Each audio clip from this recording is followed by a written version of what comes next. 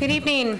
This is the January 6, 2021 meeting of the Seminole County Planning and Zoning Commission. At this time, we'll stand for the Pledge of Allegiance.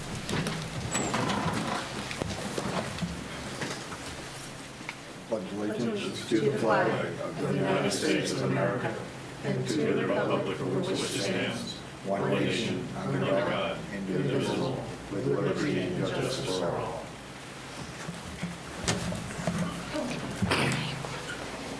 My name is Carissa Lawhon. I'm the Vice Chair for the Planning and Zoning Commission. I'll be conducting the meeting tonight. Our Chairman, Richard German, will be participating via Zoom. This board is a 7-member board appointed by the Board of County Commissioners. A quorum of 4 members must be present to hold the meeting, which has been established. Board members present tonight are Commissioner Walter Gundorf, Commissioner Stephen Smith, Commissioner Bob Turnage, Commissioner Richard German, participating via Zoom, and myself, Carissa Lawhon, acting as chair for tonight's meeting. Staff present tonight are Rebecca Hammock, Development Services Director, Mary Moskowitz, Planning and Development Manager, Paul Chipak, Deputy County Attorney, Bill White, Public Works Professional Engineer, Bill Wharton, Public Works Transportation Planning Manager, Jeff Hopper, Principal Planner, Joy Giles, Senior Planner, Tammy Brushwood, Clerk to the P&Z Board. Tonight's meeting will be conducted as a hybrid in-person and virtual Zoom meeting. If you are here in person and would like to make a public comment, please make sure you fill out a comment card located in the lobby and give it to the clerk. If you're participating via Zoom and would like to make a comment, please use the raise hand feature or *9 on your phone. Please unmute yourself when prompted. There are 3 items to be heard by this board tonight in the order listed on the agenda. Staff will first introduce the item. The applicant will present the item.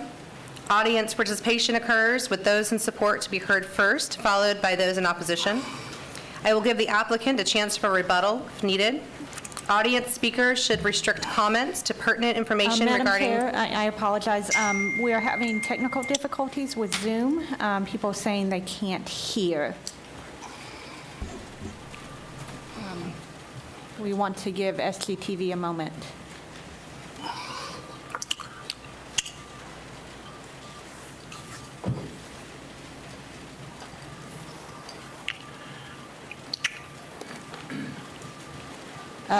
Commissioner German, can you hear us?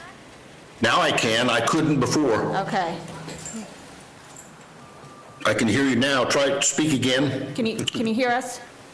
Good. Okay. I think, Brandon, can you try sharing the screen, though? I just want to try something real quick. Can you give us 1 moment? Thank you for your patience. I can't hear Carissa, Mary. I moved my microphone. Can you hear me now? Yeah. Okay, maybe that was it. Okay. All good. Can you hear us All good. now? Okay, good. Okay, I'm sorry. Thank you. Continue. To resume, audience speakers should restrict comments to pertinent information regarding the item being heard. Audience members will have 3 minutes to speak.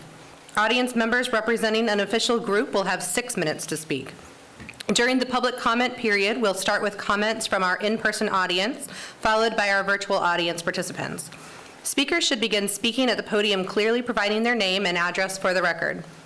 Speakers from the virtual audience will be announced. Please be ready when called upon. The board may ask questions of the speaker. After all speakers have been heard, public comment will be closed.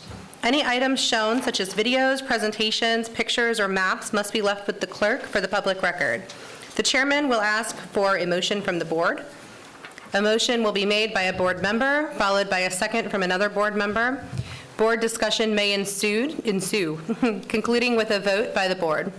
A roll call vote will be done for tonight's meeting. I will call the question, how do you vote? Then proceed with asking each board member by name for their response. Each member will respond with aye, or yes, or nay, or no. This board is a referring body to the Board of County Commissioners for public hearing items. I will then adjourn the meeting upon completion of all the business. We'll go ahead and start with the first item, which is a continued item from the December 2nd meeting, the mobility fee amendment to the Land Development Code. Were you going to do the minutes and proof of publication? Yeah, Tammy. Okay. Yes, at this time, do I have a motion to accept proof of publication? I make the motion. I'll second it. Okay. Motion and a second. All in favor? Aye. All opposed? Okay. Motion carries. Let's move to the minutes from last meeting. I make a motion to approve the minutes I from second.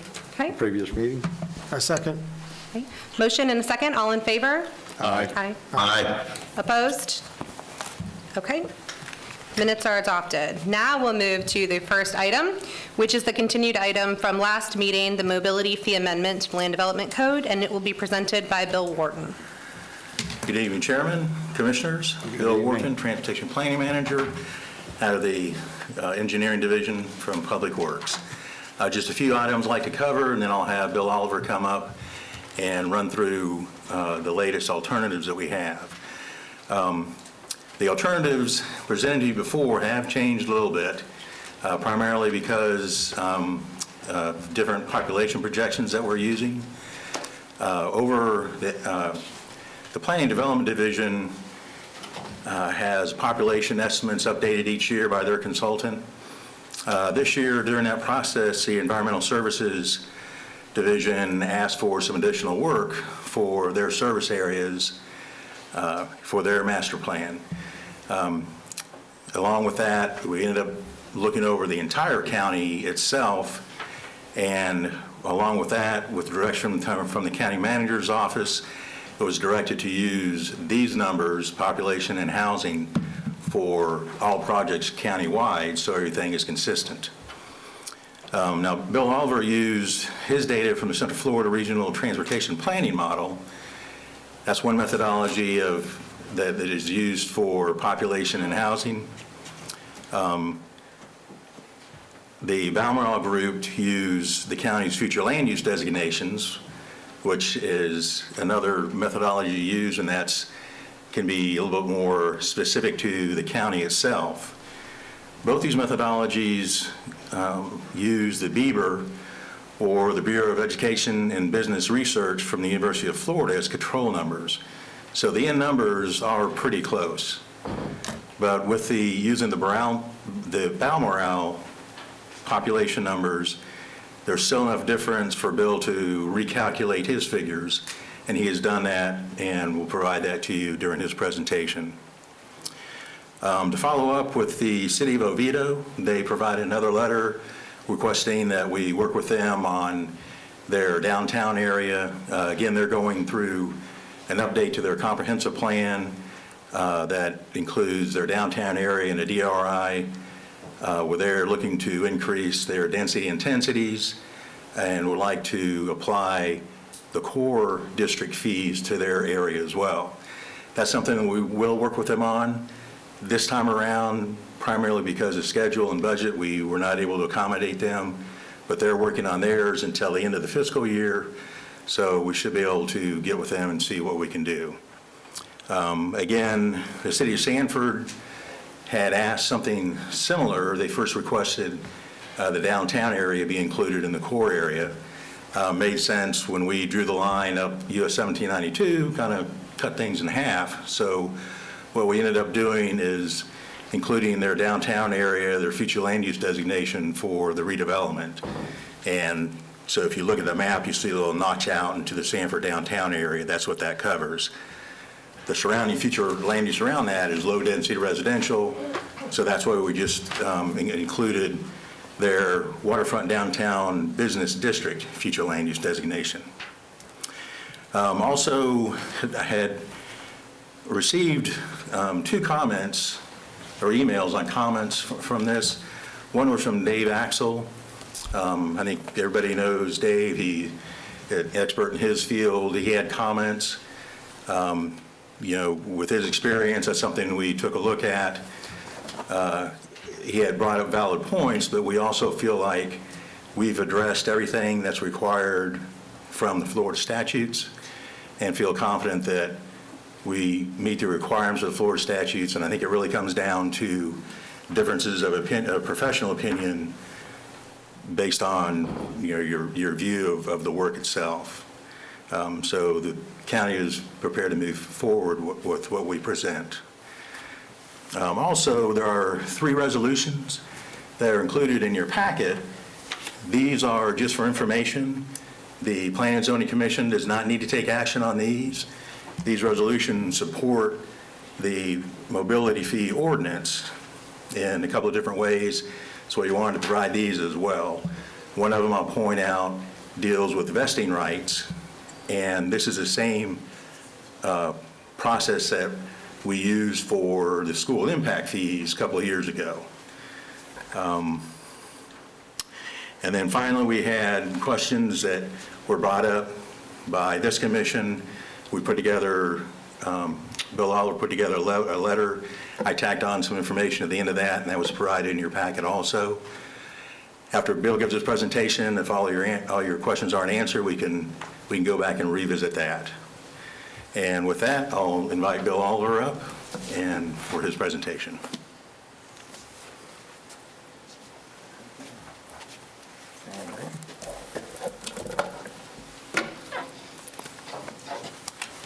Good evening. Good evening. Let me, I have a PowerPoint presentation with me. I did this presentation with y'all back, I think, in your August 1st, August 6th, 5th, somewhere right in there, meeting. And really, there's not a whole lot in this presentation that has changed. So perhaps let me just ask your preference. I could go through it or just kind of skim through the slides quickly and give you maybe a little refresher, and then focus in on the changes that have been made since that August meeting. As Bill Wharton mentioned, y'all had several specific questions. We'd prepared written responses to those, and that should have been in your agenda package to review, so hopefully you've had a chance to look at that and we've answered some of your questions. And then we'll just open up for questions. Yeah, you go ahead and skim through the quick refresher and talk to us about the changes. Okay. Mary, then you want to advance? So here's basically what here was my strategy, and that was just to refresh you on the prior presentation, further present the mobility fee program to you, and then y'all can make your recommendation to the Board of County Commissioners. As you recall, or perhaps not, it's been a while. Your current transportation impact fee is what we call a road impact fee. There were four fee schedules established when it was adopted back in 1990. Your fee study was last updated in 1995. The 4 districts are arranged as indicated there in red. Recently, though, the fees your fee was a 2-part fee, an arterial fee and a collector fee. Each district paid a different fee because, the arterial fee was consistent among all districts. The collector road fee, the second part of that fee, varied by district. Over the duration of the study, we started in 2018, but the collector portion of the fee has been rescinded in 3 of those 4 districts. The South Central District still pays that collector fee. So the entire county, except for South Central, pays the arterial fee consistently between districts. The South Central pays the collector fee plus the arterial fee. A simple slide about how the fee is calculated. The fee is calculated based on the quantity of infrastructure that's consumed by a development, pure and simple. And then we credit back to that development revenues that travel generates that's allocated towards funding your mobility infrastructure. What's not shown on this particular slide is that once we assess the total cost of your transportation plan, we look at the other revenues that are brought in to fund that plan, and then set the impact fee or your mobility fee at a rate just to fill that shortfall. So it turns out in these scenarios that your mobility fee, even though you could charge a substantial fee, the fee rates that we're recommending to fill that shortfall amounts to about 18 to 20% of the full fee that you potentially could charge.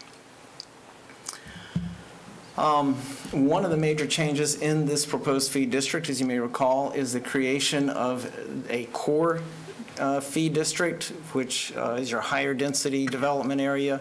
Sunrail goes through that corridor. Suburban districts flanking that on either side, and then out to the east is your charter-approved rural preservation district. The core district reflects a enhanced transit district concept that is outlined and the boundaries set in your transportation element at the present time. So that's the origin of those boundaries. Staff did ask on that core district that we extend out across State Road 434. Okay. We also, another change that we have done in this fee is to graduate the fee structure for single-family homes. And that's interesting. Okay, so this is the slide, since it has that August word on the upper right corner, is the slide that we presented to you in our August presentation. Since that time, we have also expanded some refinement there to create a fee district or a fee category, a land use category for single-family affordable housing, multifamily affordable housing, as well as the accessory dwelling unit that we talked about last time. And so that's presented for consideration as well. Other things that are being updated are listed on this slide. I think the largest single change on this particular slide is the incorporation of trip length, the line about in the middle. Your previous fee was based strictly on the number of trips generated. This fee incorporates trip length as well, which then relates to how much infrastructure is consumed. If a fast food restaurant has only a half-a-mile trip length or a quarter-mile trip length, if it's charged only based on the trip rate, it would be charged a lot more than perhaps it should be. But a residential unit, for example, that has a 7-mile trip length, but only generates about 10 trips per day, would then pay proportionately a larger fee. So the incorporation of the trip length, though, is the industry standard, the standard practice of the industry, and is an appropriate change to make. Funding the transportation plan and setting the fee rate to fund any shortfall in your other revenue sources to fund your mobility plan is consistent with the policies that exist in your comprehensive plan. So that's what the point of this slide was. And the second slide as well talks about, and one of these two slides specifically identifies impact fees and mobility fees as a viable way of funding your transportation plan.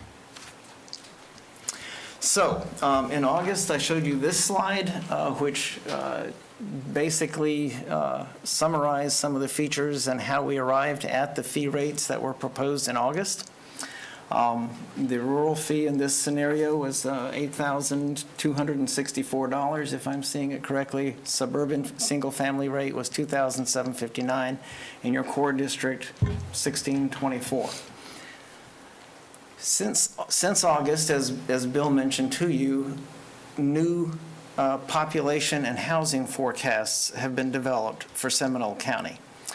These forecasts shifted where the growth was forecast to occur, and also reduced the number of dwelling units that were expected to occur.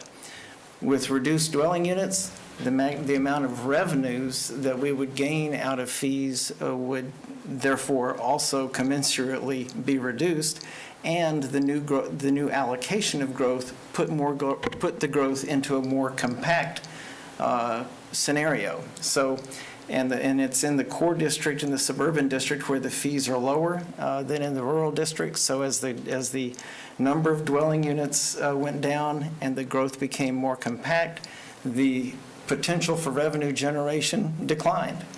As a result, to reach the same funding goals, the fee rates would have had to increase significantly. So to offset that increase, we also reconsidered the quality of service goal and the fee rates that would occur out in that rural district. We had previously, the fees are driven by a quality of service indicator. The goal in the rural area was to maintain a good quality of service, building 1.69 person miles of capacity, or in the rural case, vehicle miles of capacity per vehicle mile of travel of growth or person mile of travel of growth. That maintains a very good quality of service. It's a higher rate than I've seen in any community. We, talking with staff, we felt it was appropriate to roll that back down to a 1.33 level, which then allowed us to present and propose a fee schedule that aligns much more closely with the fee schedules that have been previously presented to the public and to the Board of County Commissioners. So making that adjustment, the next slide summarizes what these new fees would be. The change in the fees the fees that are most dramatically affected were the fees in the rural district, because instead of building 1.69 vehicle miles of capacity or person miles of capacity per person mile of travel growth, we're now only building 1.33. That has a spin-off effect or a smaller effect on suburban and core fees, but that one adjustment allowed us to maintain and actually slightly reduce the fee rates that are proposed for adoption at this time. As we presented previously, we compared the now proposed fees with the currently existing fee rates. Again, on this particular slide, I have kept for the west and east districts the older fees before that collector component sunset over the past year. So now the west and east districts would pay the same rates that are shown in that green column for the North District. And then we updated the comparison of Seminole County's proposed fees with those of your surrounding communities. Orange County, Orange County adjusted their fees just recently, this past September, I believe it was. So I've updated the Orange County fees to reflect the current fees. And footnote number 2 basically says that those fees were effective, became effective, or will become effective July 4th, 2021. And then a year later, they will step up another step. They're in a transition mode to increase their fees as well. So that's, in a nutshell, I guess, the abbreviated presentation. Next steps are to, I think Paul has prepared a revision to the Chapter 120, the ordinance adopting these fees.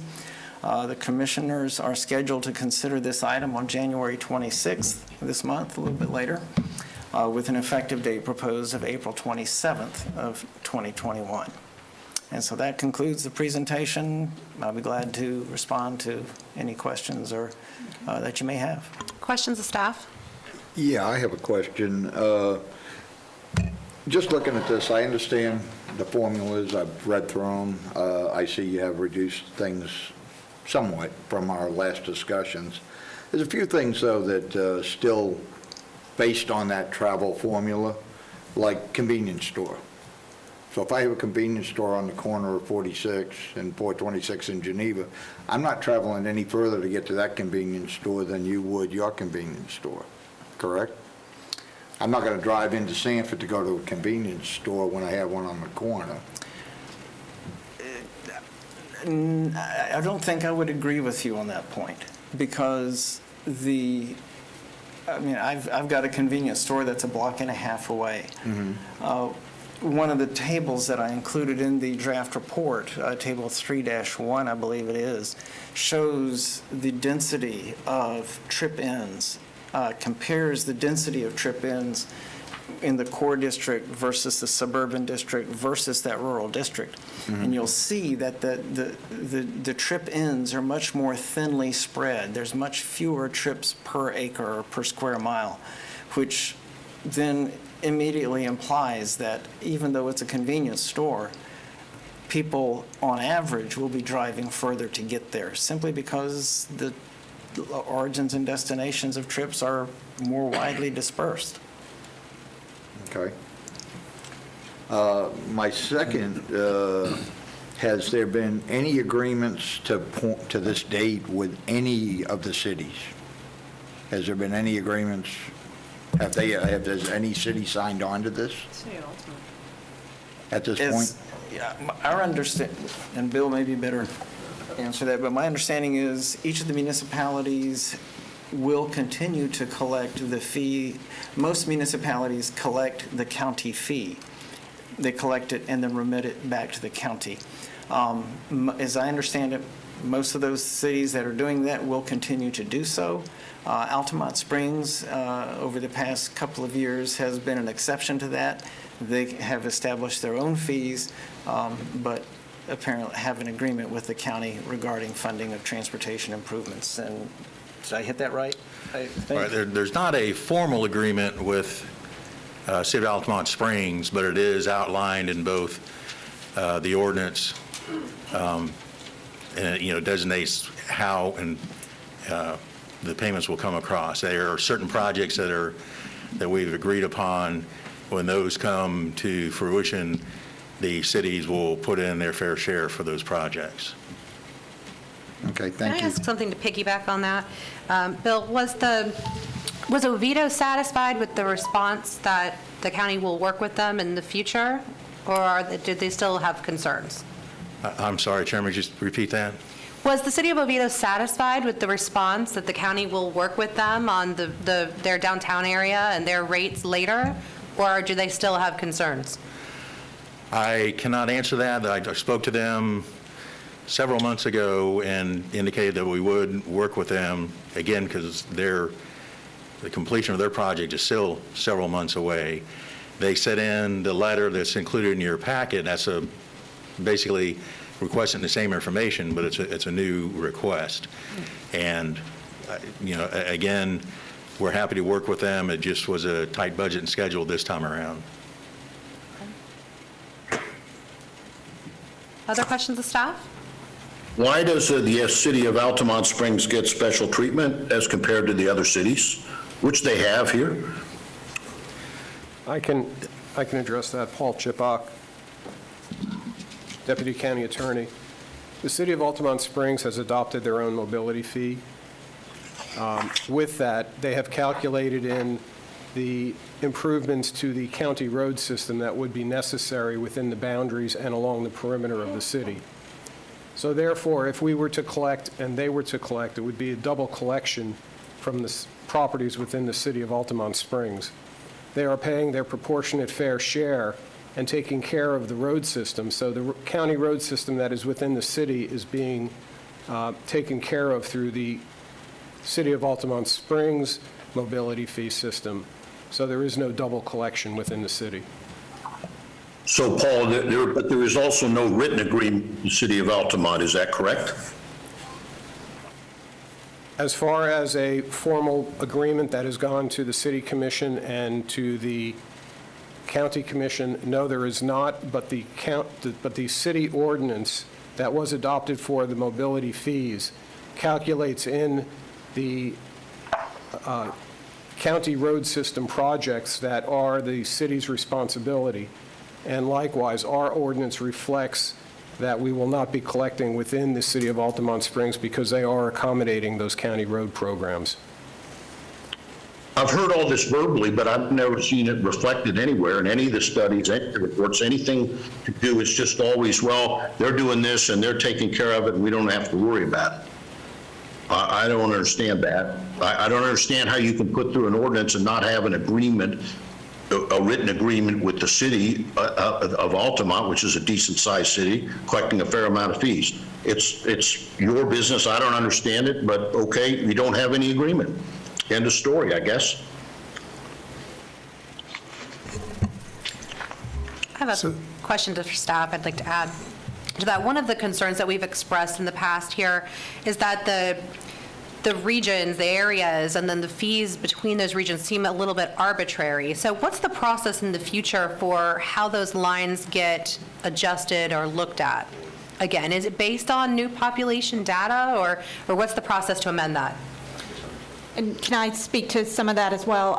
So the lines in the core district actually reflect a transit area that is in the comprehensive plan. So that's reflected in the transportation element. And likewise, the rural boundary is adopted in the charter. So those are consistent with both the transportation plan, the 2040 transportation plan that the mobility fee is based on, and it's also consistent with the boundaries in the comprehensive plan as well. We can certainly, if there's a desire to look at those as we update the comprehensive plan, and I'm speaking for Public Works, but I will guess as if they update the 2040 master plan the next time they do that, they can also look at those transportation boundaries as well. Okay. I have a comment.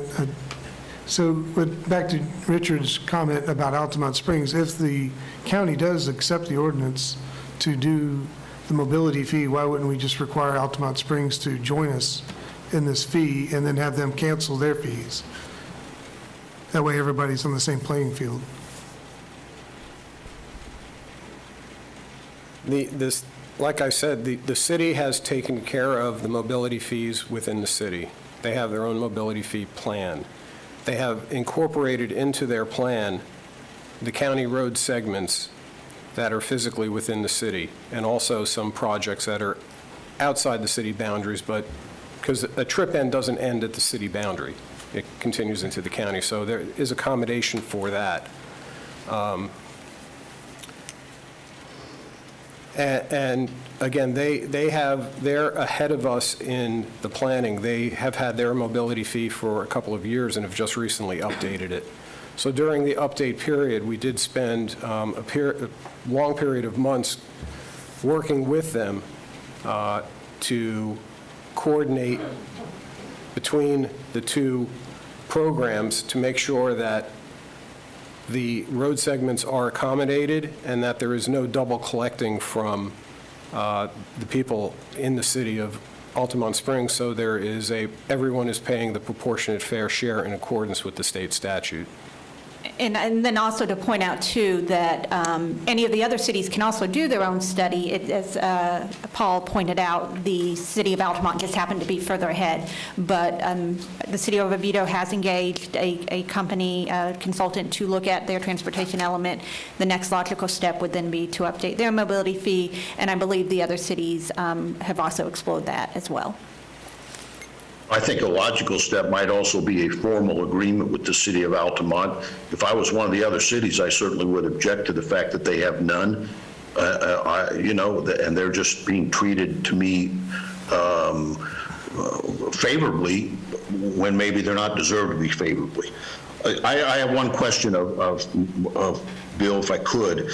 Other than adding the affordable fees in the study there, and changing some of the demographics, am I to assume that there's been no other real changes in this presentation or ordinance since our previous two meetings, I guess it was, when we had some extensive discussion and et cetera, et cetera. And so there is no real changes. We're basically looking, other than those technical things that were outlined there that could change, there's been no real changes to the ordinance that we saw a few months ago. Is that correct? In my understanding, not in the ordinance itself. To me, the adjustment of that, the quality of service indicator in the rural district from 1.69 to 1.33 is pretty significant, and at least it's had the most significant impact on the rural fees. Okay. Well, I'm so glad you guys listened to a lot of the comments that we had back in the previous meetings, and also some from the public and also some from various public, like Dave Axel, who have made, I think, reasonable presentations. So you guys are just going to move it forward no matter what. I don't see the point here of having too much discussion, because you're going to move it forward no matter what. because you paid no attention to us from a few months ago, and nor did you ever answer any of the questions that we had. So we were just disregarded. And so I guess that's the way it goes. We'll just keep going here. Not a lot of point of wasting a lot of time here. And by the way, somebody raised a question on the boundaries. The boundaries were clearly arbitrary, and it was even said so in one of the emails I saw, that the boundary is very arbitrary. They spent so much time on this that they really identified things like Winter Springs Town Center, which is a special area that's just classified in the urban area, and Oviedo's got a CRA district, never was considered. So I'm sure there's other areas too, but that's all right. Let's rush this thing on through and be done with it. Again, I would just like to point out that the boundaries are based on classification system in the comp plan, so it is consistent with the transportation element of the comp plan. But what about for the I suburban? have an email, Mary, that staff said it was arbitrary, okay? The word was arbitrary used by one of the members of your staff.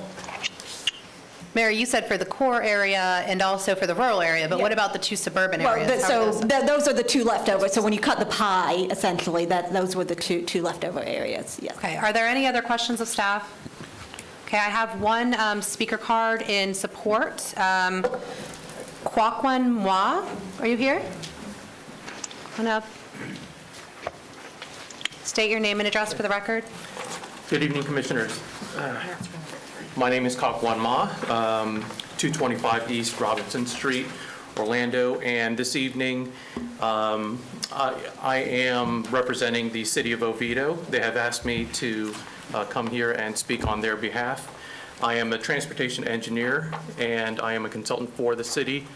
I know that Dr. Correa has sent a couple letters to Mr. Wharton, as he had stated, and those are included in your packet. But Dr. Correa had asked me to come here and speak on their behalf because they do have concerns about the mobility fee ordinance. And if there was a form out there that said in support of with conditions, that's what I would have filled out. We do support the county's mobility fees ordinance. However, we do have serious concerns about the districts and the district boundaries. And just kind of outlining some of the points that were made in the letter. Number one is that the city does have a very established CRA, which the county is a partner, a funding partner for. And within that CRA, you have the old downtown and the new downtown, Oviedo on the Park. If you've been there, it's the gem of the city. It's what the city is very proud of. And the city has taken steps to increase the densities there. The densities in Oviedo on the Park for residential, for example, range from 30 units per acre to 50 units per acre. To me, that's certainly not a suburban area, and there is a large part of that city is in the CRA. Outside the CRA, the ratio of residential to non-residential is 62% residential, 38% non-residential. Within the CRA, those numbers are flipped. It's over 60% non-residential, so much higher intensity for non-residential, and only 38% residential. As noted by Mr. Wharton, the city is working on additional policies in their comprehensive plan and transportation element in order to further support their the urbanization within the CRA, but there are already policies in place that encourage development within the downtown core through mobility and multimodal strategies. The study that was done by the Balmoral Group shows that the city of Oviedo will have the second highest population of any of the cities within Seminole County and has the highest annual growth per year. And so what the city is asking for is consideration of the boundaries and of the efforts that they have done, because if the same rate is used throughout the city, it de-emphasizes the efforts that they've made to try and bring development to those areas, to the old downtown, and within the area around Oviedo on the Park, and continue to further revitalize, redevelop those areas and reactivate those areas. I have a question. Mr. Ma, are you satisfied with the county's assurance that they'll work with you on these rates in the future? Or are you, would you like to see this resolved and prior to this going before the Board of County Commissioners? Well, rather than speaking for myself, I would like to speak for Dr. Correa, who has said she appreciates the county's efforts to work with the city on this, but there are already policies in place, and they have already made strides to try to bring urbanization to that CRA area. Dr. Correa showed me a table where it showed what the county's current impact fees are for 7 projects that I've helped the city work on within the CRA versus compared to the suburban fees, and that it amounts to over $2 million difference increase going from the existing to suburban.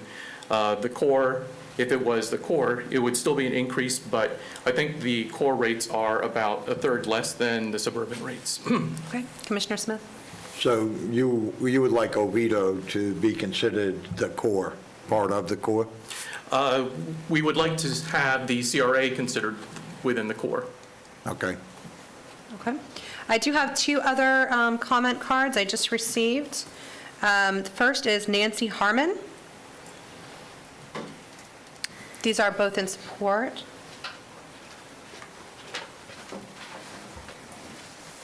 Hello, Nancy Harmon, 752 Pioneer Way, Geneva, Florida.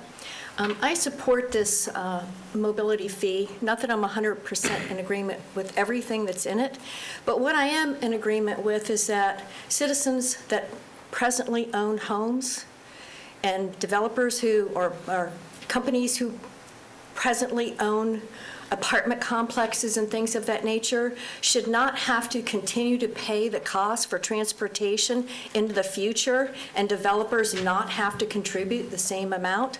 I don't want to be taxed because the 2040 transportation plan is unfunded and underfunded. And I believe that being it is a part of development that is creating a lot of the pressure on our roads, the more development we have, the more impact is going to be on the roads, the more need for roads. Therefore, to me, I'm taking this very selfishly and saying, I don't want to be taxed for what other people are going to be making profit off of. I believe we should all spread the wealth. There's plenty of money to be made by buying and selling property and building on it.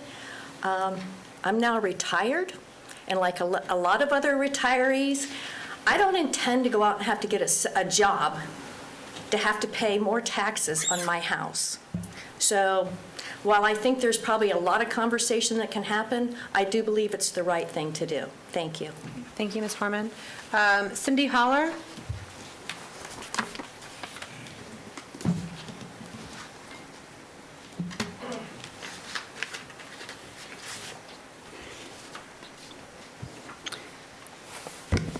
Cindy Holler, 1731 Beacon Drive, Sanford. I think that there's been a lot of revision and thought put into the mobility fee structure, and I think it's more fair and appropriate. So I support it. Thank you. Thank you. Is there anyone else here who'd like to speak in favor or, okay? Sir, go ahead, state your name and address for the record. Yes, my name's Joseph Humphreys. I live at 883 Cardinal Point Cove, Sanford, Florida. And kind of going back to what Nancy was just saying, as somebody has a large investment, was involved in the real estate development business. This has been an ongoing issue in the state for quite a number of years, at least going back to the days when I was in the development business in Southwest Florida. And it's the cost of doing business in the state.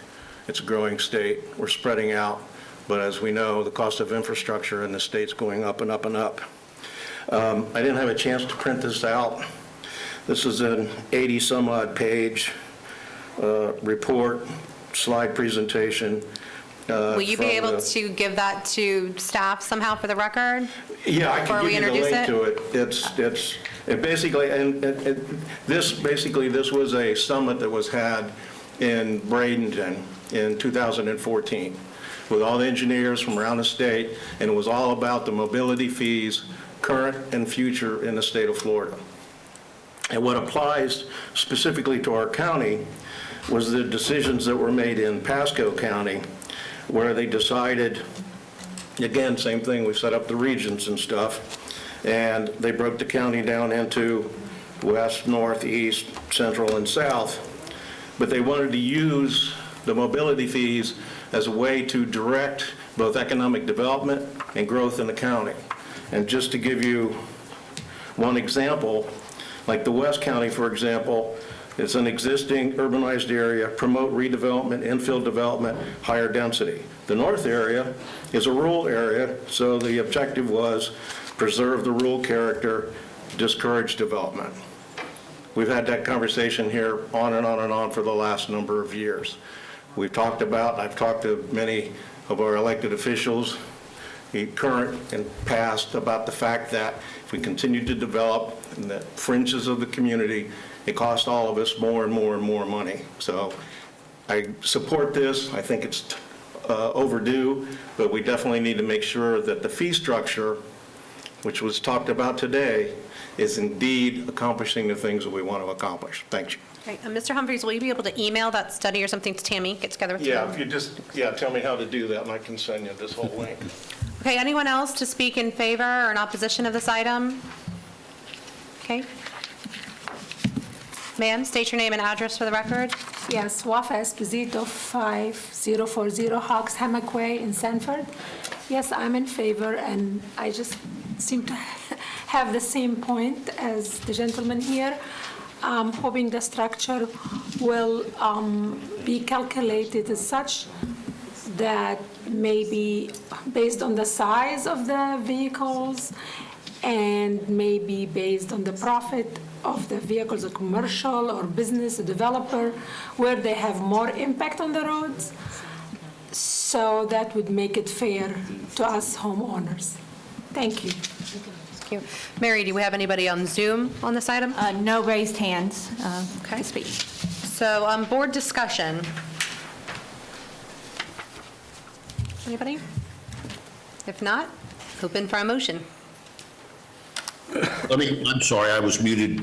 Carissa, can I have a little board discussion? Absolutely. Okay. I mean, let me make it clear. I'm more than in support of impact fee ordinances or impact fees or mobility fee ordinances.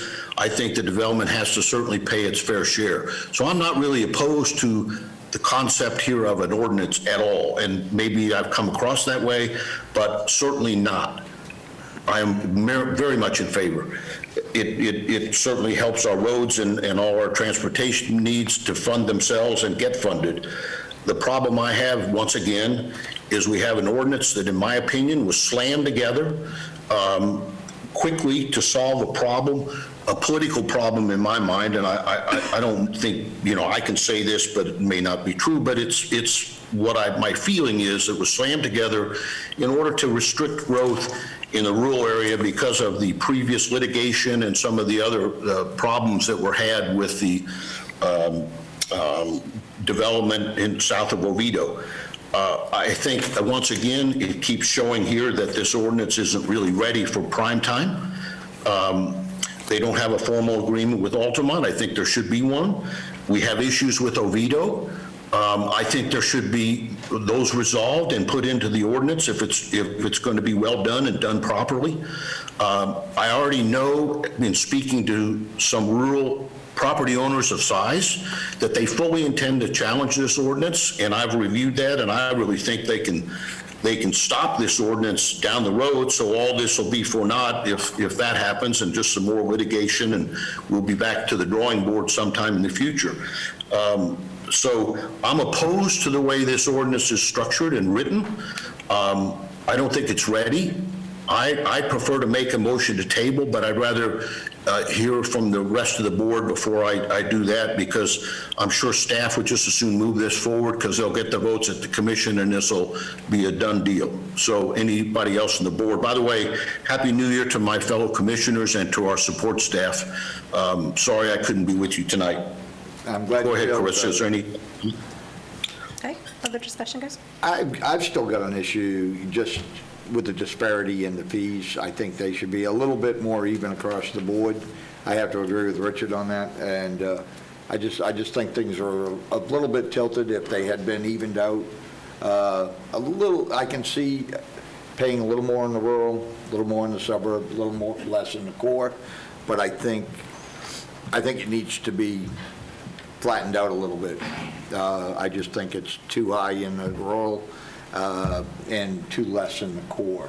And I just believe those fees need to be just, I just think they're a little out of touch.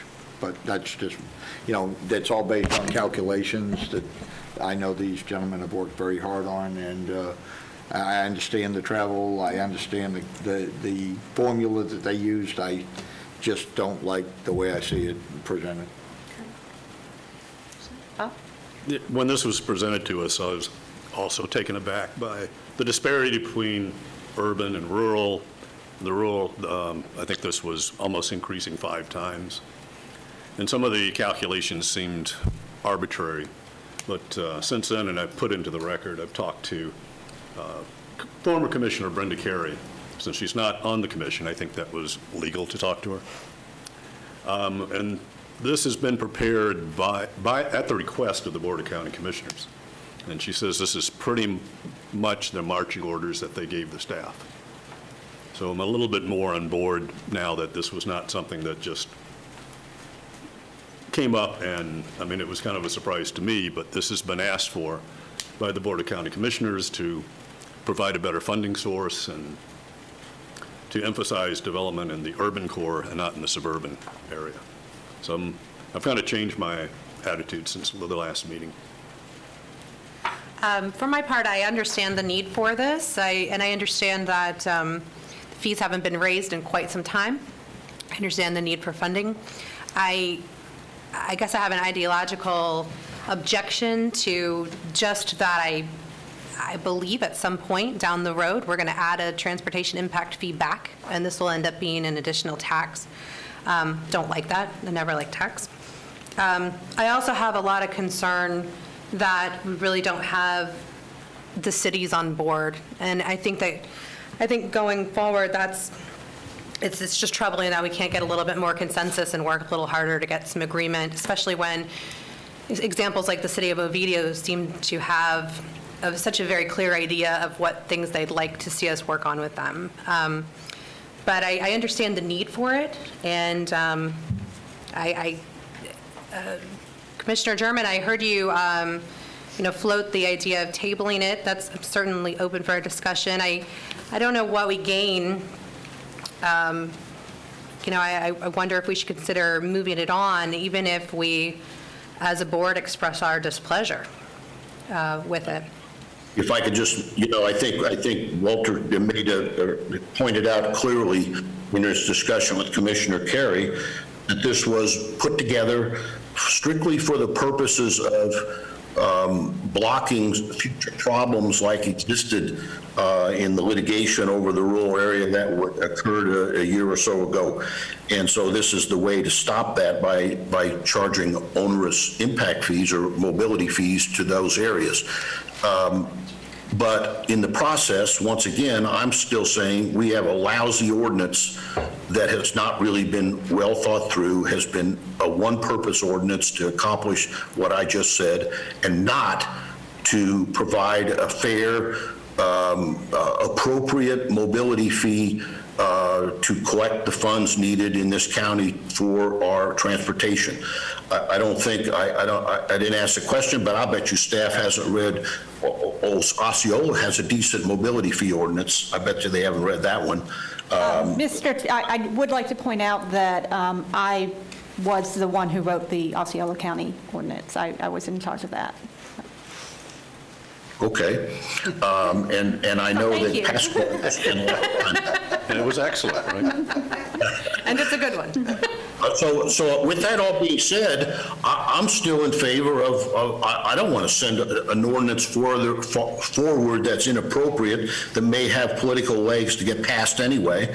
So I'll just make a motion and see what happens here. I'll make a motion that we table this ordinance to our next regularly scheduled meeting, where hopefully staff can produce better answers to what's been brought up tonight, including a more formalized agreement with Altamont and an understanding, at least with the city of Oviedo, regarding their CRA area and some of the things they've requested. So I'll make that motion that we table to the next regularly scheduled meeting. If I can get a second, we'll see where You we have go. a second. I'll second that. Okay, before we do a vote on that, though, I think, Rebecca, did you need to interject something? Yes, for the record, Rebecca Hammock, Development Services Director. If it's okay, if staff could attempt to answer some of those questions before a formal vote is taken, we'd appreciate that, because I know that Commissioner German brought up some questions during his deliberation. So I guess, first of all, as you know, we are required to have concurrency by Florida statutes. And so currently, which requires that you have facilities and services in place concurrent with development. So based on that, we have road impact fees. So we haven't updated the impact fees since 1990.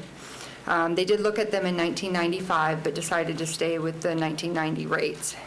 So the county began a study of the road impact fees to transition to a mobility fee, because Florida statutes encourages a mobility fee when you have a transportation concurrency exception area, which we do in the urban area. So we started that study, I want to say 2018, and it was not reactionary to any proposed development in the rural area. The rural area fees are based on methodology for vehicle miles traveled. So it's not based on any kind of reaction from a development project. So, and then if Mary or Paul, I guess, could speak to the Oviedo issue and the land use study that would be needed. Yes. So so Oviedo is in the process of updating their land development code, and so I think they do have some, great plans. And once those codes have been adopted, including the update to the transportation element, we can certainly come back and re-examine a fee. But at this time, those things that they have discussed have not been adopted yet. And so we are certainly willing to work with all of the cities, and we did work with Altamont Springs. Altamont Springs did do a mobility study, and that is why they have the fee schedule that they have. If Oviedo is interested in doing that, we would certainly welcome that and work with them to incorporate that into our own study. So, and just to add to that, and Mr. Oliver can correct me if I'm wrong, but my understanding is in order to change to include Oviedo CRA area into the core area, a study would need to be done, and we'd have to analyze, I guess, all of the fees to see how that impacts everything and how it would impact the whole transportation plan and the funding. So it's a more detailed analysis than just saying, okay, they're included in the core area now. A mobility study would have to be done similar to what Altamont done. In addition, and Paul can probably add to this too, we do have to enter into interlocal agreements with the cities for the actual acceptance and of the impact fees or the mobility fee. So I don't know if it's something that we can, when we enter into that interlocal with Altamont, if we can actually put in writing what the policy has been, or if we need to enter into a separate agreement. But we do have to enter into local agreements with the cities. But that's usually about how the payments will be made, if they're going to accept the payments on the county's behalf, and how those will be remitted back to the county. But I don't know, Paul, can you add to that or provide any clarification? Yes, there are existing interlocal agreements with each of the municipalities, and those agreements date back to 1990 when the ordinance was originally adopted. As part of, if and when this ordinance moves forward, those agreements will need to be revisited and updated to reflect the current conditions in the current mobility fee ordinance. So, yes, there will be interlocal agreements, and a lot of these issues could be addressed and will be addressed in those interlocal agreements. And then the other thing that I just wanted to address is this mobility fee would replace our impact fee program. So it's not a tax, it's an impact fee, and there are no plans to add any additional impact fees that I'm aware of. I understand. I'm talking far out in the future. I have a question. All right, so as things move forward with development and as these cities expand, this is based on a number, a bottom line number that we need for road improvements. So as more populous areas become cores, what's that going to do to the rural and suburban areas? They're going to have to pick the slack up on the bottom line? I'm just curious. I mean, I think as things change, we'll obviously have to reanalyze. I mean, maybe, Bill, you can address that. He's more of an expert on that. But as things change, as population changes, development changes, we'll have to reanalyze those things. Just like Oviedo, they're planning to have more dense development within their CRA, within their core area. And so that's why a study needs to be done to see what their impact on the transportation system. And if they can demonstrate that they should be at a lower mobility fee based on vehicle miles traveled, based on the methodology that we're using, then we can adjust the fees based on that. So over time, it's likely those things will happen. We'll have to make adjustments. It's going to have to be a living document. To add on to that, the basis for the road program is already adopted in our comprehensive plan. It's our 2040 transportation plan, which is incorporated into the comprehensive plan. That gives the road system and the road improvements that are necessary. Backing out from that, that was modeled into the formulas as to what the road needs will be and what the cost of those development programs will be. And that is how we extrapolated the numbers for the individual fees. Okay? As our old road impact fee program was based on a list of roads, and it was very specific. These are the roads, this is what they'll cost, this is what the fee is. This program is different. It extrapolated what our needs will be, but it's not tied to specific road segments or road projects. It's tied to the overall needs that are generated by the 2040 transportation plan. So, as Rebecca said, that is a living document. As new roads and new needs come up, they will be added into the transportation plan through updates to the comprehensive plan. The fees that are collected can be used on those future roads and needs as those needs develop. But the basis for the amount of lane miles that we will need in the future is basically established by the current fees that are established in this mobility fee ordinance. Okay, thank you, Paul. Commissioner German, following the staff explanation, are you still making your motion to table? I will not withdraw my motion. I appreciate that Rebecca and Mary and Paul's efforts. Okay. Their bosses will be happy that they made a strong effort to try to keep this moving, whether we vote in favor or not. I will keep my motion in place. I will qualify it, however, to say that we will not table it past, I would be prepared to vote on this in February. I would just like to hear staff answer some of our concerns and try to deal with some of them, even if it's informal. because we went through at least 2 hearings on this, and they dealt with none of our concerns prior. Okay, they just disregarded everything that was brought up by both some public comments as well as ourselves. And I'll go one more month on them to see if they'll at least come forward with some better opportunities to fix this thing.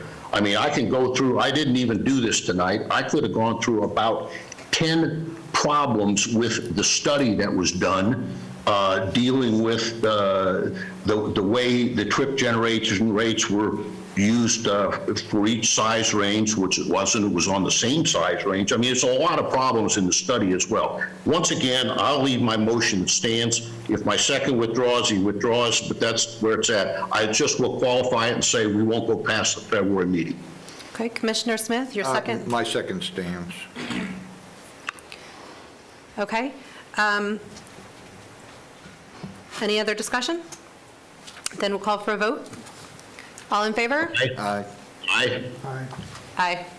Okay, motion carries. We'll table it until next month with a vote certain in February. Okay, next item on the agenda. GoldenEye, SSFLUA, and PD Major Amendment Rezone, presented by Joy.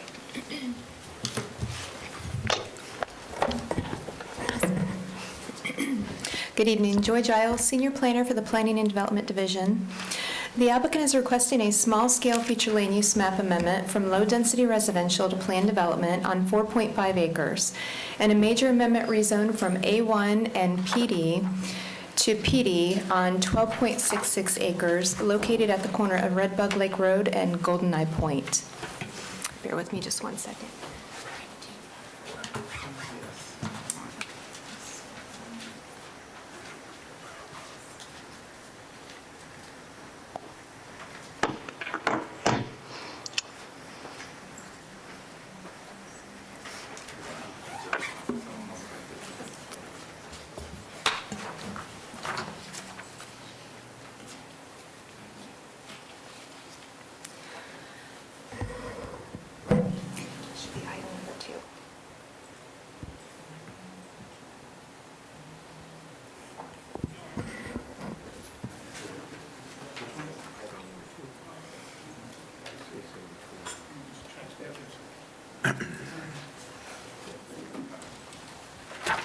You can go ahead and move a little bit forward to the map. Sorry about that. In February of 2007, the Board of County Commissioners approved the GoldenEye PD with 4 commercial lots on 8.16 acres, permitting office and bank uses, as well as both full-service and fast-casual restaurants, excluding the use of drive-through facilities. 2 lots have since been developed as restaurants, and 2 lots remain vacant. The applicant is requesting a major amendment to permit drive-through facilities as an accessory use for both full-service and fast-casual restaurants. Fast-casual restaurants are defined as restaurants that provide seating for its customers but has limited wait staff and table service. Customers may order from a menu board and seat themselves. However, the food offered is of a higher quality than that of a fast food restaurant. Most patrons eat their meal within the restaurant. However, significant restaurant sales are from carry-out orders. The applicant anticipates that due to the new social practices in response to the COVID-19 pandemic, fast casual restaurants providing drive-through facilities will be in high demand. The applicant is also requesting a major amendment for the purpose of incorporating a 4.5-acre parcel directly adjacent to the east of the existing PD, and it's shown there as Phase 2 on the map. The additional parcel is to be known as Phase 2, would be developed as a car wash with a building size of approximately 3,700 square feet, and would share access from the existing GoldenEye Point private road.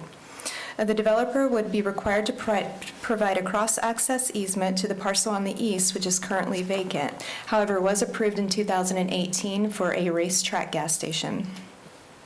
The staff has determined that the accessory use of drive-through facilities in conjunction with a restaurant for the existing Phase 1 and the use of a car wash for the proposed Phase 2 are both compatible uses for the existing development in the area, which consist of office, commercial, and residential uses.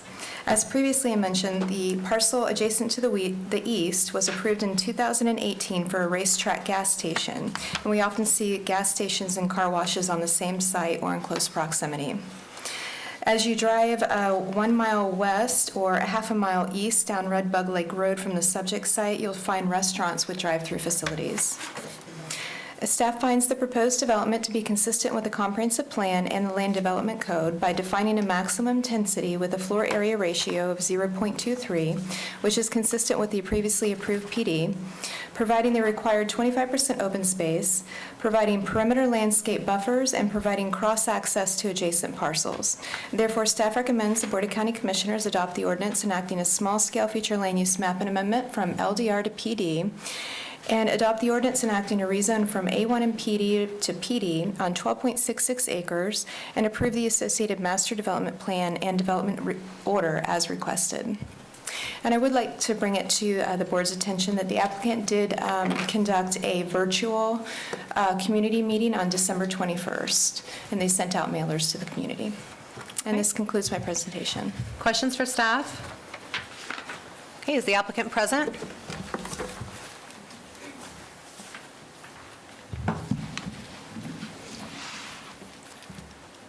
Hi, good evening. Can you hear me?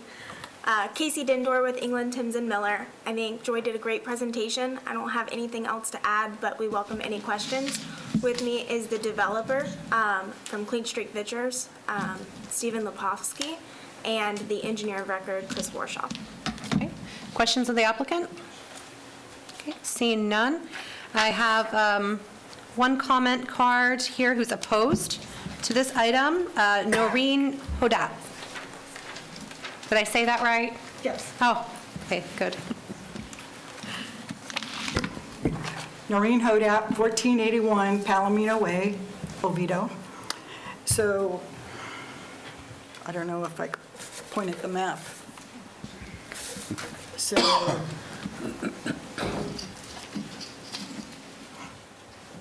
do you have a laser pointer? Yeah, there you go. It's on the side right there.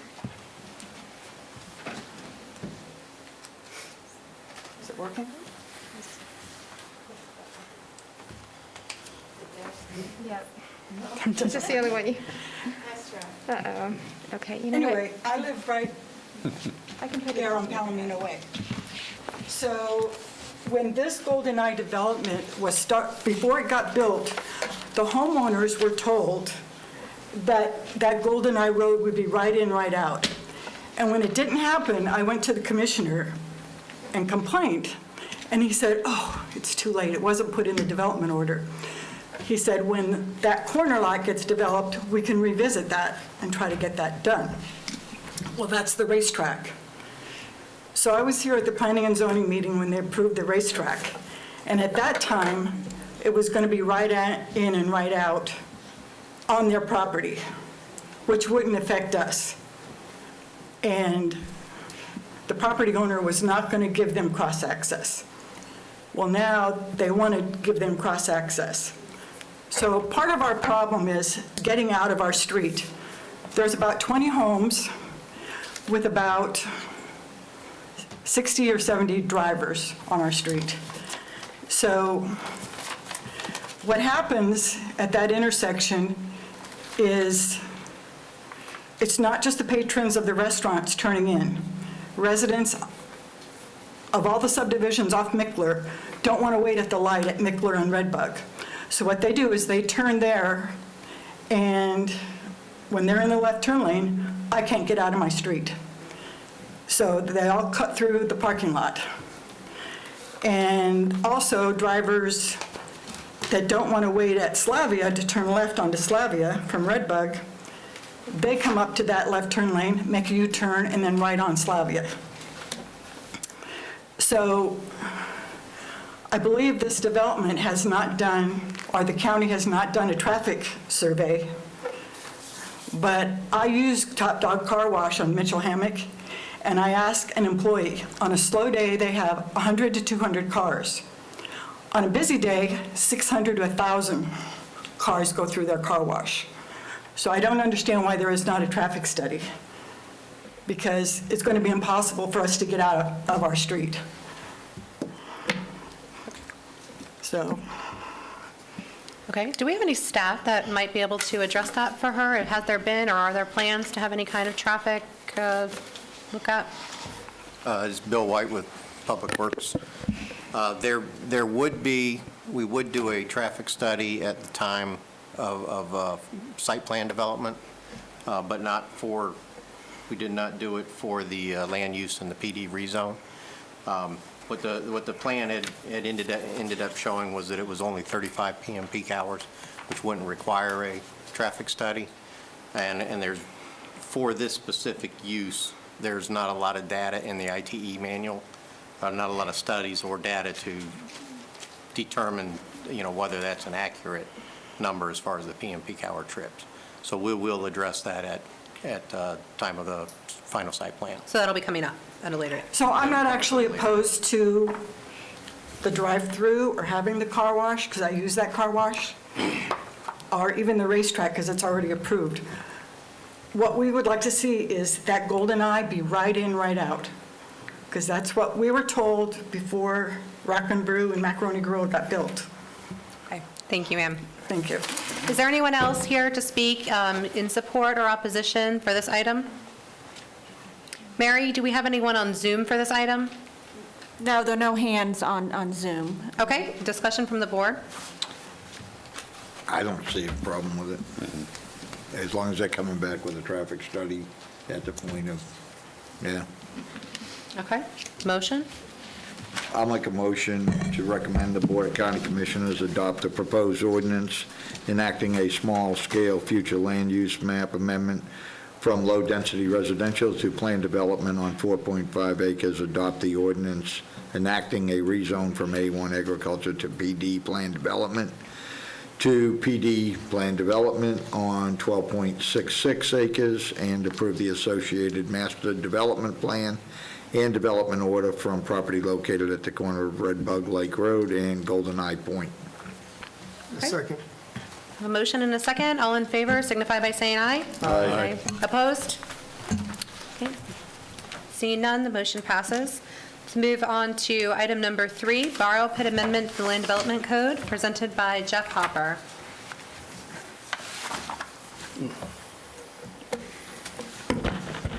Thank you, Madam Chairman. Jeff Hopper of Planning and Development. This is item 3, proposed amendments to the Seminole County Land Development Code to provide additional regulations for borrow pits within unincorporated areas of the county. Under the code, a borrow pit is defined as an excavation of 500 cubic yards or more, where excavated material is transported off the property or deposited on the same property but moved using public roads. Chapter 65 currently requires borrow pit approval by the Board of County Commissioners if the excavation exceeds 10,000 cubic yards, with staff approval possible for lesser amounts. Exemptions from this requirement include installation of utilities, building foundations, ditches and canals, and excavations that are part of a subdivision development. The proposed amendments address this latter exemption where the excavation is part of an approved subdivision. Currently, there's no specific limit to the amount of material that may be excavated in such a development without borrow pit approval by the board.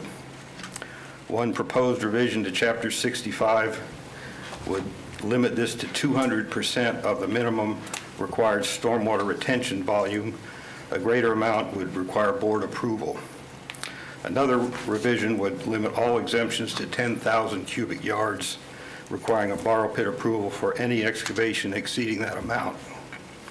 Staff recommends approval of the proposed amendments to the code addressing borrow pits as presented in your staff report. Now, note that a citizens group has submitted further revisions for consideration, and you should already have those in your possession, which include a reduction of the exemption threshold from 10,000 to 5,000 cubic yards. These revisions are under review, and staff, I'm not sure, has taken a firm position as yet. Rebecca Hammock is here, can give you the very latest on our evaluation of those changes. Mr. Bill White, on my left, of Development Review, can talk about technical issues with borrow pits. And that concludes my presentation. Thank you. So I actually thought I understood that the proposed ordinance in front of us had those changes incorporated, but if we want to consider those, we need to do it like individually and add those in to a motion, or? Technically, what you have before you is what's in the agenda package, which is what staff had presented. Right. The additional information today is essentially citizen comment. So if you give that credence, you would give direction to staff to incorporate that in As part of the your motion. Okay. Yes. Got it. Okay, questions of staff? Yeah, would we be better to table this and give staff an opportunity to go through this document and make sure that, all the Ts are crossed and Is are dotted before? I will defer to Rebecca Hammock on that. I have a couple comments that maybe they want to add to it as well, if we could, or questions also of the staff. Can I do that now? Sure. Okay. The borrow pit is defined where in our land development code? Is that the definition? Because it's not defined in this ordinance. Should it be, or is it defined in our land development code? That's enough, Paul? Yes, because this is part of the land development code, so the definitions in Chapter 2 do apply. All right. I think a statement in here should be also that the borrow pit should obtain all required permits by all agencies, because some of those permits require restoration, which you didn't deal with in here. So if I'm doing a pure borrow pit, forget about a development, I need, in those permits, generally you'll have restoration requirements. We have none in our ordinance, and we probably should have, or at least cite those so that the land is properly restored with the restoration plan after it's excavated. And the last thing I got is just the way that reads, it's amount of excavated material to be removed from the tract of land is not greater than, okay, I don't know, I think you could be a little clearer on the way you write that, removed, exported to another site, or however you want to say that. I'm not, the tract of land, is that a defined term here too, Paul? I mean, I don't know, that could maybe be written a little better, maybe not. And then the last thing is, this 200% of a minimum stormwater detention volume required. Is that only apply to what's going to be exported from the site? Is that the way that means, Paul? That's on page 3. On that one, I would defer to Bill White. I believe he's the one that supplied that language originally. Bill White, Public Works Engineering. Yeah, the intent of the 200% was that is what could be removed from the site without tripping that threshold. Okay, so it wouldn't restrict me from, if I want to excavate, in other words, if I needed to fill, but I had the surface water area that took care of my drainage, but I, in essence, went deeper and got my permits and went deeper on the ponds and so forth and so on to meet a fill requirement, and I exceeded the 200%, I could still do that as long as the dirt remained on site. Is that true? Yes, absolutely. Okay, all right, that's all I got. Thank you. Rebecca, you had some clarification? For the record, Rebecca Hammack, Development Services Director. The Chapter 65, the Borough Pit Permit regulations and Land Development Code do have existing restoration requirements for a borough pit, so those are already included in the Land Development Code. This is just addressing some amendments related to the amount of cubic yards that can be removed from a site before it trips the threshold of the borough pit permit. The comments that we did receive from the public, one of them was to reduce the threshold. Currently, right now, there are exemptions listed, as Jeff mentioned, that, like for development, for example, like subdivision site plans, are exempt from a borough pit permit, and we tightened that up to read that they still are exempt up to the 10,000 cubic yards or the 200%. As Bill was just discussing, the citizens that we heard from want to reduce that 10,000 cubic yards to 5,000 cubic yards. Staff in concept doesn't have an issue with reducing the number of cubic yards to a lesser threshold. However, Public Works Engineering did identify that if we were to do that, it could potentially impact development projects, such that they would not only be required to go through our normal development processes and go through final engineering, site plan approval, they would also have to get a borough pit permit. So it could create another layer of permitting for development projects. Now, Bill, can you perhaps address that and expand on that? Yes, yeah, what we had looked at were a few of the projects that we had done recently, and it's a short list, but there's a couple of them that might even have come, in front of you guys, was like Park Place, the Hawks Crest development. Those all would have tripped that threshold. So in essence, while they would also have to go through that process, like Rebecca stated, through the subdivision process, they would also have to come through and do a borough pit process and come to the board for the approval, just because of the sheer size of the development and the amount of export that they had because of the, a lot of times it's just the stormwater requirement. If they're a closed basin and we're requiring them to hold 24-hour storm volume on site, then that gets to be a pretty good sized pond. And so that 10,000 cubic yard threshold, they wouldn't have tripped. Maybe we get 4 or 5 of those, we estimate, in a year that might trip that. But if we go down to the 5,000, then we're going to be probably well over 10. Is that a bad thing? Yeah, it is. It is. 10,000 yards is not that significant. 5,000 is just a little too short and arbitrary. Being in the business, I would leave it at the 10,000. And Rebecca, thanks for explaining restoration in the code. Sure. Additional questions of staff? Seeing none. We have a few speakers in support this evening. First up, Joseph Humphreys. Can I want me to go first? Yeah, allow George Sellery to speak first. Who's me? George Sellery. Oh.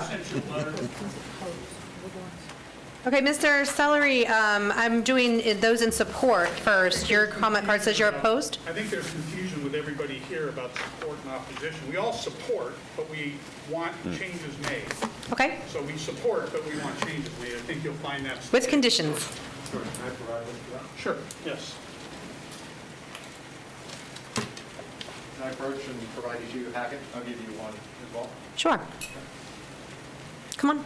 So you might already have this in front of you, but this is Mr. Sellery's letter and our adoption of it, as well as I went through and amended the proposed revised code to include the language which would incorporate the recommendations that we have, so you can see how it would actually. Mr. Bear, was this the email that you sent, and Mr. Sellery? This was provided to you Okay. via Yeah, I email thought and so. at you guys, yes. Thank you. Thank you, and Happy New Year. My name is George Sellery. I live at 5231 Shoreline Circle in Sanford, and I sent you this letter. And we're in support of making changes. We just want to make them better. I don't know who it was that was speaking that said 10,000 is a reasonable number. It's ridiculous. It is not a good number. It is equivalent of filling something 4 times the size of this chamber to 10 feet deep. It is over 800 truckloads of dirt. I'm by the Wekiva Parkway, and they go by all the time. It is not a normal-sized project. I think they mentioned that some of these would have to go in front of the county commission, and they would. They do. Broadstone Forest goes in front of you and the commission. There's nothing that says that you adopt the development order, you change the land use plan, and you adopt the borrow pit permit all at the same meeting. And most of these come in front of you. I think if you look back, and we'll do a public records request, but I think you're going to find there's maybe 8 a year, and of those 8, 4 to 5 of them come through you and then have a public hearing with the board where the borrow pit permit could be addressed all in one package at the same time. I don't think anyone opposes that. If you look at Broadstone Forest, for example, which is right next to me, it's got a great borrow pit, but now you're saying 200% of that size. So that's kind of a little misnomer, and what we're trying to say is no one likes borrow pits. I'm sorry, no one likes borrow pits except the person selling the soil to make money. We really need to focus on this just like if it was a landfill. And we've got to look at the items I put in there for you. This isn't something that a low-level staffer that's been here for a year should be signing off on. This should be, I mean, we're going to have 6-hour debates in front of the county commission on these like we did with the ski lake. These affect people's lives, and we need to basically have these things approved by the Public Works Director, who has stormwater folks, retention folks, road folks under his command or her command, and the same with the Development Director. The buck stops with them before it goes to the county commission in the smaller cases. We also need to have notification, tons of COVID notifications every day on Nextdoor. The 300 feet stuff is ridiculous. It needs to be a half a mile. You could be on that road with 700 dump trucks going by you over the course of 30 or 50 days. There can't be loopholes. Somebody can't take a 500-acre parcel, because remember, we got a lot of attorneys here that'll work on stuff like that. They can't take 500 acres and say, we're going to have 50 10-acre lots, and every one of those 10-acre lots now is going to have a fishing pond on it. So, and be able to get a borrow permit that never goes in front of anyone else and gets scrutinized. So I had other items, but I'll leave this with you. We shouldn't have it over the Geneva bubble. We have a world-renowned expert from Gulf Coast University that says there's only one other one in the world like that, and that's in Uruguay. So thank you very much, and I hope you consider our changes when they go to the county commission. We're hoping you would do that. Thank you. Okay, Mr. Humphries.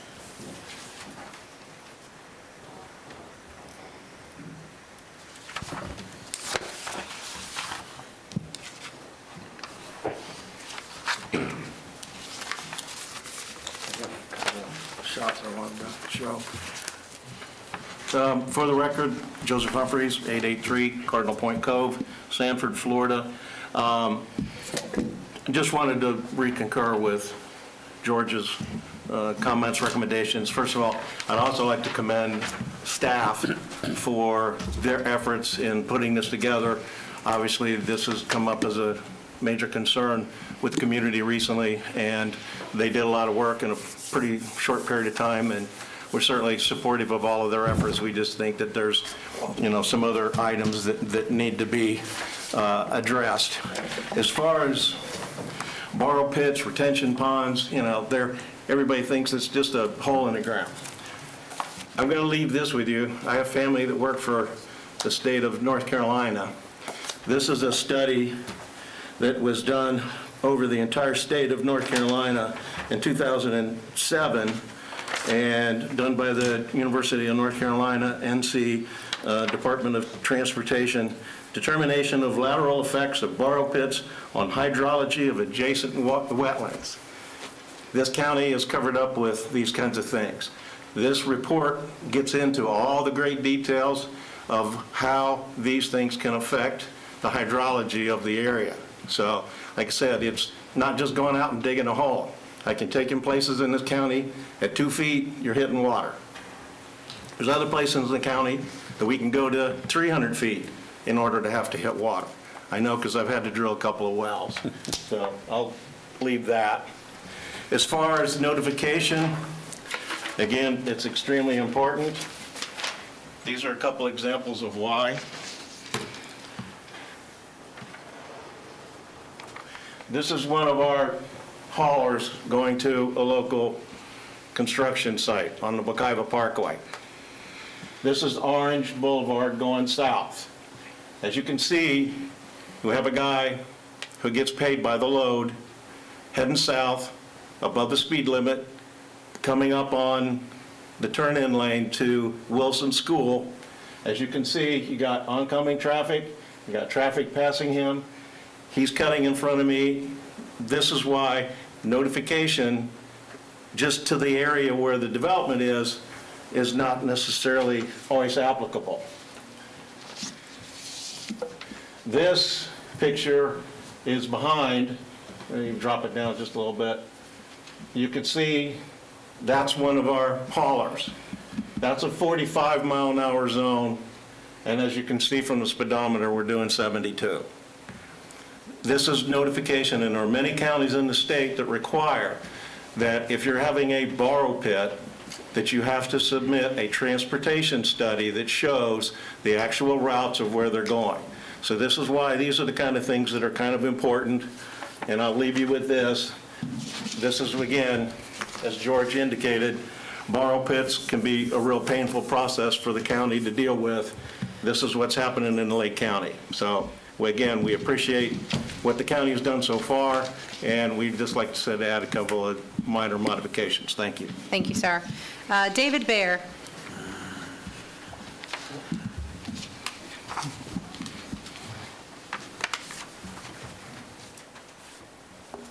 Good evening, everybody. My name is David Baer. I live at 921 Tuscaloosa Trail. I'm here as president of Save Rural Seminole, as well as the president of the Lake Tuscaloosa Homeowner Association. The borrow pit permit issue, as I suspect you all are aware, is a byproduct of what is in front of the Board of County Commissioners not long ago. I don't know if everybody here had an opportunity to listen or be present. It was very long, so I hope you didn't have to spend the whole time doing that. But just in case you weren't, I wanted to touch on it because that brings home the importance of this issue. It might seem like something that is trivial or not that substantial, but as was illustrated by how contentious that hearing was, it's not trivial. It was recognized unanimously by the commissioners that that hearing was about an attempt by a developer to twist the code that presently is in effect so that processes could be allowed for approval of that developer's efforts, which avoided review of the commissioners. That's what this is all about, where the commissioners have the opportunity and right to review substantial development plans that have the possibility of impacting our community. This is all about whether that substantive and procedural protections, which are included in Chapter 65, are in effect or not, or whether they can be sidestepped. The procedural and substantive protections that are in Chapter 65 are substantial. They're pretty good. There's a lot in there. And that's what the fight was all about. Do those protections actually apply? And I really have to praise the staff and everybody here for making very good revisions. The revisions that have been made to the code do a lot. I think we're all on the same page for what the goals are. And the proposals that we've made simply try to refine that so that the goals that everybody has a better chance of not being stepped around. So I wanted to touch on them. We went through the effort of, both in George's letter, writing out what those goals were and why they're there, as well as I wrote them into your revisions to the actual code so you can see the language that would effectuate that. The first goal that we wrote was reducing 10,000 to 5,000, which has been addressed a little. Just to get an illustration of what 10,000 is, that's 2 football fields 10 feet deep. That's 500 feet by 55 feet by 10 feet deep. That's 833 dump trucks. That's a whole lot of dirt, and as was clarified by staff, that's dirt leaving the property. We're not just talking about dirt that's being dug up and moved somewhere else. It's a whole lot of dirt to move from the property. If you want to do that, you can at least ask the county commissioners and go through the procedural and substantive protections that are within Chapter 65. Thank you. The second goal that we asked for is when an exception to avoid commissioner review applies, because there are exceptions in there, and we're not asking those exceptions to be taken out, that needs to be approved by not either or the Director of Public Works or the Development Services Director, but both. This is an important issue. If you want to sidestep the commissioner's role in supervising this stuff, then have both of those high-level officials sign off on it. Doesn't seem, I think, particularly onerous. The third thing we ask is that there is guidance for when the directors review things. On line 53, I incorporated a reference to the standards that are within Chapter 65.6. Chapter 65.6 states standards that the commissioners are supposed to review applications by. I think if we're going to ask the directors to make these sorts of judgments, we should give them some guidance on how to do that. And so we included a reference to that subsection. The fourth thing is that an effort to make sure that developers cannot devise a scheme where they have a series of smaller sand mines together. And so as this is written right now, we're talking about a volume of dirt removed, which sounds good until you get to a creative person that's like, well, yeah, I'm only removing 2,000 from this lot, and then 2,000 from the next one, and the next one, and the next one. It'd be a creative idea.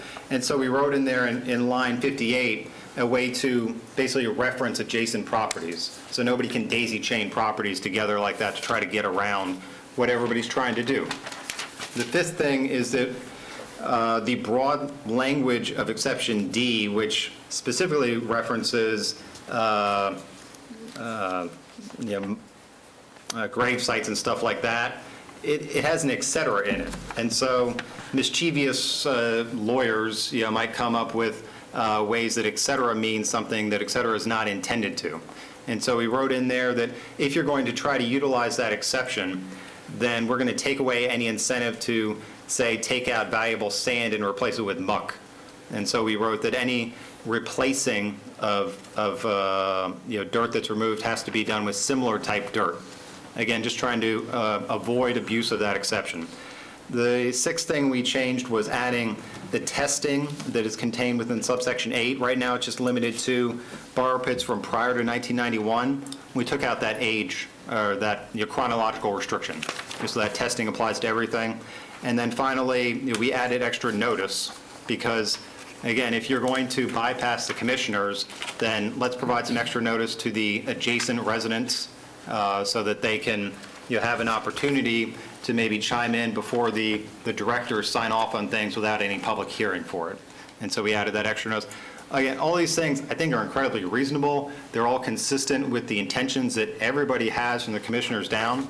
And I think they help us to avoid a fight in the future where somebody is trying to avoid what we're all trying to do right now.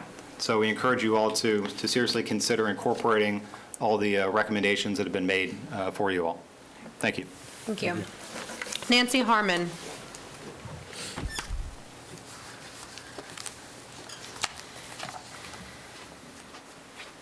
Nancy Harmon, 752 Pioneer Way, Geneva, Florida.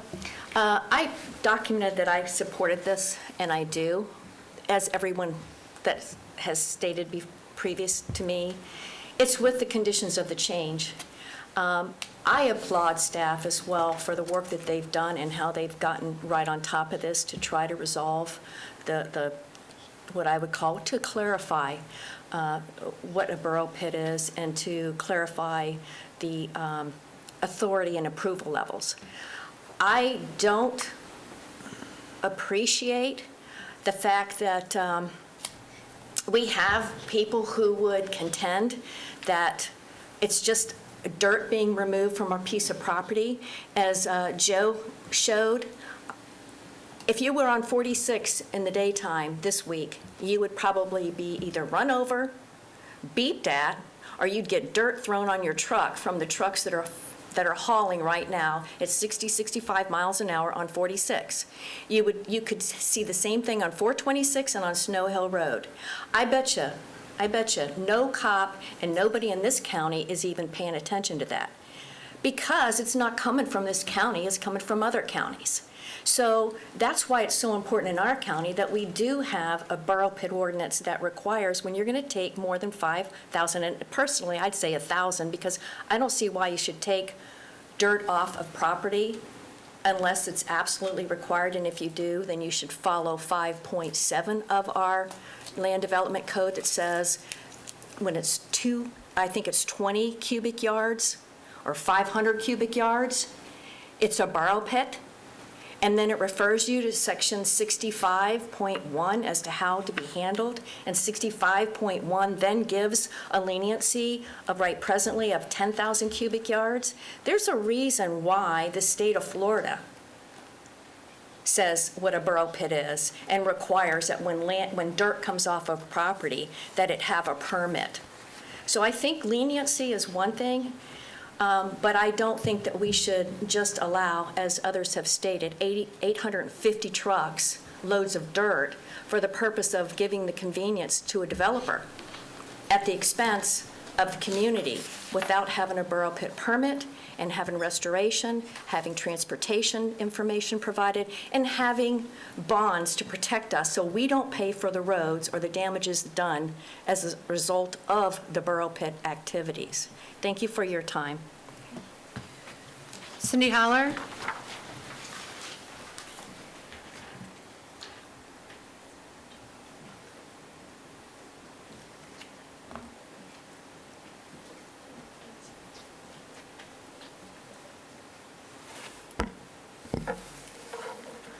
Cindy Holler, 1731 Beacon Drive, Sanford. So I won't try to be very, I'll try to prevent myself from being very repetitive. I support number 3 with conditions. Absolutely no borrow pits over the Geneva bubble, ever. Neighbors a mile away from every point of any future site need notification, written notification for the first 1,500 feet. Definitely permit at no more than 5,000 cubic yards with what was just previously stated. No loopholes, needs strong regulation. So, and I think, again, if it doesn't go to BCC, it needs to be approved by the development director and the public works director. I don't have much more to say, but I'll tell you, I was here for that BCC appeal night, and really, I mean, it was crazy. I don't really want to repeat that again. Thank you. Okay, thank you. Mary, who do we have on Zoom? I have no raised hand. Oh, wait, I do. Natalia Rodriguez, I'm going to let her in. Okay. Ms. Rodriguez, you're recognized. Yes, thank you. 362 Seminole Avenue, Lake Mary, Florida. I am just here. I'm also in support with the proposed conditions. As George Sellery and David Baer already told you, I also don't want to be repetitive, but I do want to say that a permit should absolutely be required for anything less than 10,000 cubic centimeters. And the thought that that's an arbitrary number is crazy. So that's it. Thank you. All right. Mary, anybody else? I have no other raised hands. Okay. Oh. Wafa Esposito, 5040 Hawks Hammock Way. I don't want to be repeating everything else said. I really hope that permits would be needed. I need to bring a point. Sand is in all filtration system. This is our natural filtration system. We serve ourselves from the aquifer in this area. If it's not needed for basement and for footing, we should work around the land and dictate that by the drainage and whatnot, not by necessarily making money out of taking precious sand. Now, we were talking about mobility fees earlier. This is another way of a mobility fee in the developer could go then and there if they are going to use the roads, and the wear and tear in the road can go. So when we do the roads, those are the ones who had the highest impact on the road because of whatever 1,000 dump trucks they had used. So that's another thing maybe you want to look at. And that will discourage them at that point from doing that unless the cost, my understanding, the cost of selling sand nowadays is very high for construction. So we need to be mindful of that. The last point here is we need to start thinking about what is a community. Why we reach out to a community, so you would hear all these points. We have vested interest, we are residents. But if you reach out to the 300, 400, 500, you are not getting a community. What is your community is based on the density. You think, I wake up in the morning, I go, I get my coffee, I stop at the bank, I go to grocery, I drop off my kids. That's my community. It's never 500 feet, it's never 600 feet. If I had a say in a project in International Parkway, and I knew about it in time, I would have objected to it to make it beautiful, because it's just ugly, and it's called Broadstone. I'm just bringing that. So what I'm saying, please, let's enlarge that, that notification, and let's use it on Nextdoor, because nobody reads Centennial and Herald. Very few people do. So thank you so much for all the job you're doing, and for giving us the opportunity to be here. Thank you. Okay, board discussion. I would like to, I think staff is going to need some time to digest this and make the adjustments and make sure that everything gets incorporated in here that the folks would like incorporated, and make sure it can be incorporated in here. So I would like to make a motion that we go ahead and table this till next month and give the staff a chance to take care of what they need to do. Okay, do we have a second or further board discussion? I would assume staff is in agreement with that? Okay. I just would like to point out, because of the way the meetings are scheduled, did we send the ad for this? Has already been sent for the newspaper for the BCC meeting, just to let the public know that. Yeah, I think currently we have it scheduled for January 26th. We can check to see if the ad has already published. If not, we can pull the ad. If it has already published, we'd have to request a continuance with the Board of County Commissioners. Okay. And say that, Planning and Zoning had recommended continuance so that we could work on the changes. Yeah, I think y'all need some time to get these changes incorporated. I'll second your motion, Steve. I'll second your. Thank you, Rich. Okay. All right, anyone in Wait, support? Before you vote, can I just get a point of clarification? By the term table it, you're meaning continue it to a time and date certain, which is the February meeting? We'll continue it to the At 6 February o'clock. meeting, yes. Yes. Yeah, Okay. And what's the date of the February meeting? February 3rd would be. yeah. By the way, Chairman Carissa, can I just make a couple quick comments, just to put some things in perspective here? A lot of people referenced Highway 46 and all the 429. I think the approximate amount of dirt that's being hauled on that job is close to 5 million yards. I know it's over 4. So when we talk 5 or 10,000 yards, that's kind of the perspective of things here. And somebody mentioned hydrology, and so the rest of the board understands, whenever you excavate anything, you dig a hole in the ground anywhere, you have to get a water management permit, which deals with all that, whether you export it as a borrow pit or you don't. So all that's pretty well covered. And I'm back to, we table it, but whether it's 5 or 10,000 yards, I don't think it makes that big a difference. So anyway, thank you. So we have a motion to continue this to the February meeting in a second. All those in favor signify by saying aye. Aye. Aye. All opposed? Seeing none, motion passes. Okay, we'll move to closing business. We had our elections tonight. We're requesting to continue the elections to the February 3rd meeting, so we have a full board present. Yes. Do we need a motion for that, or we? I'll make a motion to move the election to February 3rd meeting. I'll second. Okay, those in favor? Aye. Aye. Opposed? None. Okay, Mary, do you have anything for us tonight? No, just as you've noted, your board is a little short tonight. You will be getting 2 new board members that will be appointed at the January 26th BCC meeting. 2 new members? 2 new members, yes. What happened to Kim?